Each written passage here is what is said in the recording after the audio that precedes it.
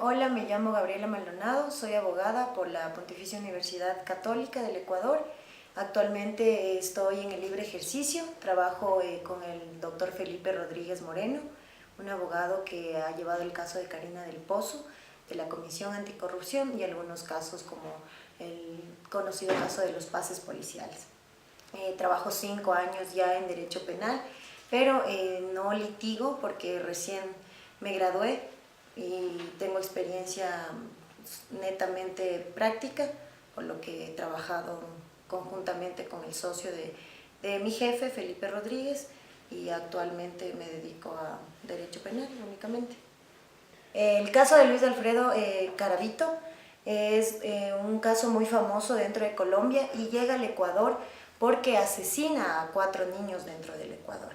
Entonces Ecuador pide la extradición de Luis y le niegan en un principio. Él comienza asesinando a niños de escasos recursos, por lo general campesinos. Su modus operandi era él acercarse primero, analizar un poco cómo es el ambiente del niño, hacerse amigo y ofrecerles dinero para que le acompañaran a él, porque él supuestamente tenía una discapacidad.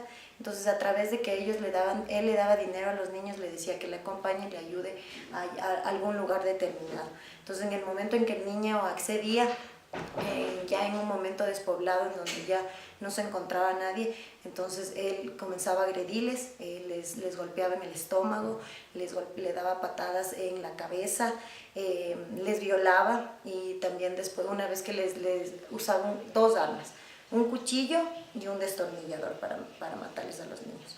Les pisaba las manos.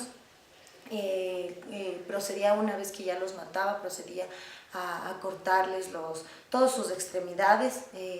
Incluso hubo ciertos que les habían enterrado a ciertas partes del cuerpo para que no puedan encontrar, y él tenía para recordar todos los casos que había tenido, todos los asesinatos que él había cometido.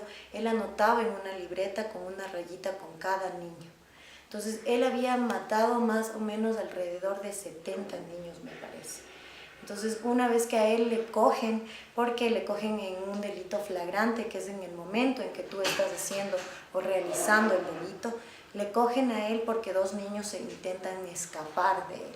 Porque él estaba con un niño y le lleva como que al campo, lo iba a violar, lo desnuda, lo ata, y él se logra destapar una cosa que tenía en la boca y grita. Y otro niño lo logra escuchar y va en rescate del niño. Los 2 niños se escapan y por eso es que se llegan a saber de dónde viene el modus operandi que él tenía. A ver, según nuestro Código Orgánico Integral Penal, él cometería el delito de asesinato. Asesinato tiene una pena de 22 a 25 años, que es la máxima pena aquí en el Ecuador. A él en Colombia le dan 24 años, pero la pena máxima era 40 años. Una vez que él cumple los 24 años, a él por portarse bien le podían rebajar la pena, pero por los medios de comunicación, la influencia que ellos tienen dentro de todo de Colombia, entonces en el momento en que él iba a cumplir ya su pena para poder salir y cumplir la libertad dentro de su hogar, él intenta salir, pero como los medios influyen tanto en esto, que se abre un nuevo proceso, pero ya de otro caso, de otro asesinato, de caso de un niño, entonces le dan 22 años más. Aquí se le hubiera considerado asesinato y se le hubiera dado 25 años, que es la pena máxima por cuanto él tiene agravantes. ¿Qué quiere decir que tenga agravantes? Que el código establece unas ciertas circunstancias en que, por ejemplo, en el caso en que estamos nosotros conversando, es que él buscaba el despoblado para causar este tipo de delitos, o que lo hacía, por ejemplo, con menores.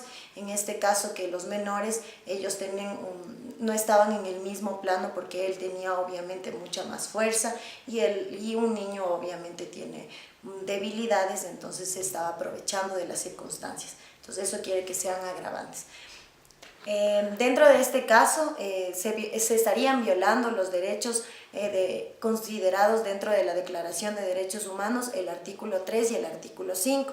El artículo 3 es que todos tenemos derecho a la vida y el artículo 5 es que, que está prohibido las torturas. En este caso yo considero como abogada que sí se cometieron torturas, por cuanto al niño antes de ser violado o antes de ser asesinado, a él le causaban torturas, por cuanto le pisaban los dedos, por cuanto le pateaban.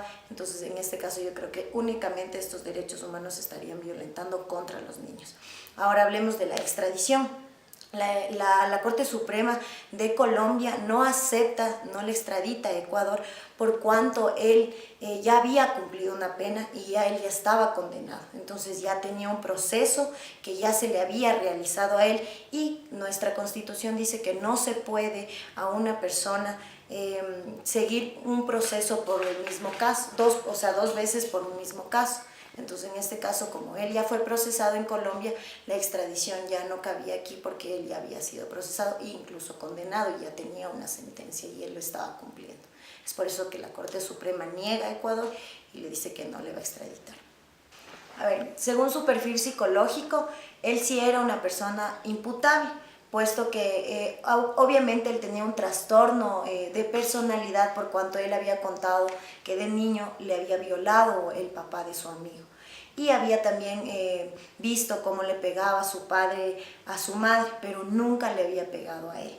Entonces, dentro del derecho penal, una persona imputable es la persona que lo hace con conciencia y con voluntad este tipo de delitos. En este caso, él sabía lo que estaba haciendo, él era consciente y le daba una satisfacción.